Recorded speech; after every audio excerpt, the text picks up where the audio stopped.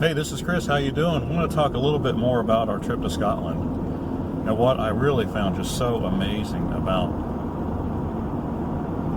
it is that, we got off the plane, we were at the airport. That's a pretty generic looking place. But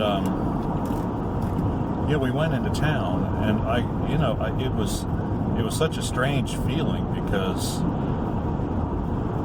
I experienced a strange feeling because it felt like it was all so familiar. I mean, it was just really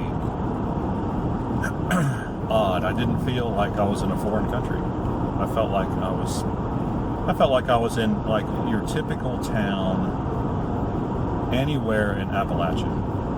Just lots of stone, lots of hills, everything close together. Now, of course, my wife was born in Fairmont, West Virginia, so her grandmother lives there. So that's like my big frame of reference point. But if you took Fairmont and scrunched everything all the buildings tight together like they are in Edinburgh, it would be exactly the same. I mean, it's of course I know why that is. It's because when Scottish people immigrated to this country, they tended to choose places that reminded them or were similar to where they came from.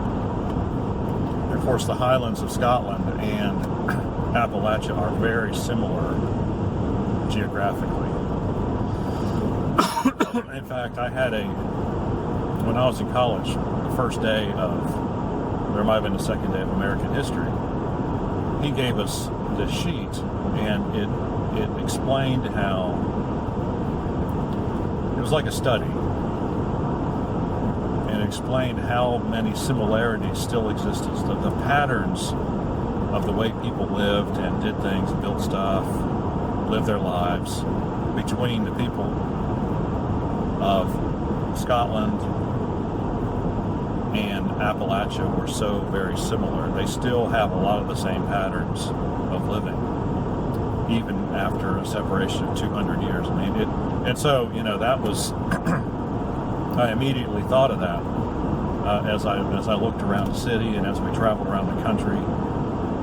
Really, it is the Highlands of Scotland. That is to say, everything, you get up to Perth, I think, is about where the Highlands start, which was about 30 or 40 miles north of Edinburgh. So Scotland is divided into Highlands and the lowlands, the low country, geographically speaking. But the Highlands really did remind me of Appalachia. I mean, and Southern Virginia. But anywhere in the Appalachian chain, it was almost eerie. It wasn't eerie. I mean, I didn't get a bad feeling from it. It's just like, wow, it just kind of blew my mind. It really did. It's just, whoa, what's going on? I mean, like I said, except for the density of the buildings, we took a bus tour up to Inverness and saw Loch Ness and a lot of other things in a very long day trip, which I'll do a video on later. But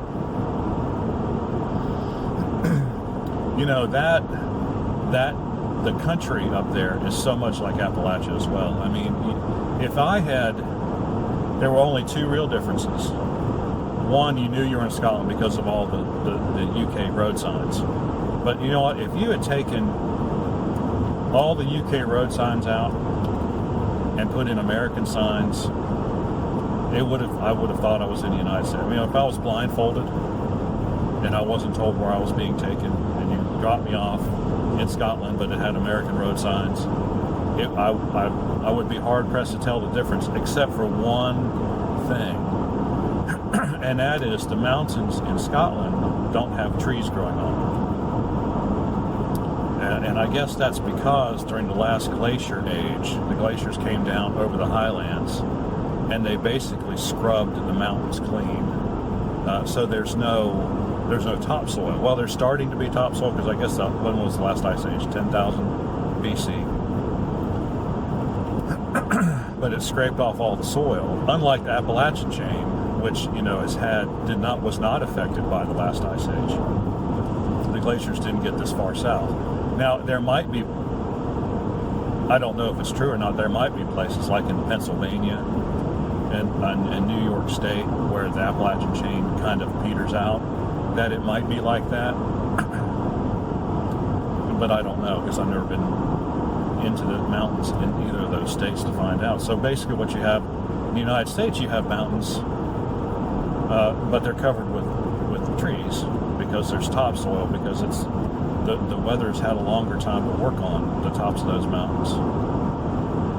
Whereas in Scotland, you've had 10,000 years. So you can kind of get an idea how long it takes to make soil, right, from breaking down rock. But anyway, so you still have the same, kind of elevation differential, like you'll be going through a valley and there'll be huge mountains on either side of you. I mean, it is just like, if you go up I-77, if you've ever been up that way, oops, I just missed my turn, you'll know exactly what I'm talking about. You know, it's, you're going down a road, it's along a river valley, and on either side of you, you've got mountain peaks that are 2,000, 3,000, 4,000 feet above you. I mean, and it was exactly that way in Scotland. So it was really interesting. It's like I felt like I was, and I've always been personally attracted to, Appalachia. I love that.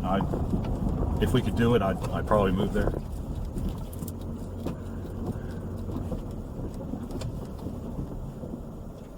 But anyway, I just thought I'd share that with you, because it was really an amazing feeling to feel like knowing I was 4,000 miles from home and feeling like I was at home.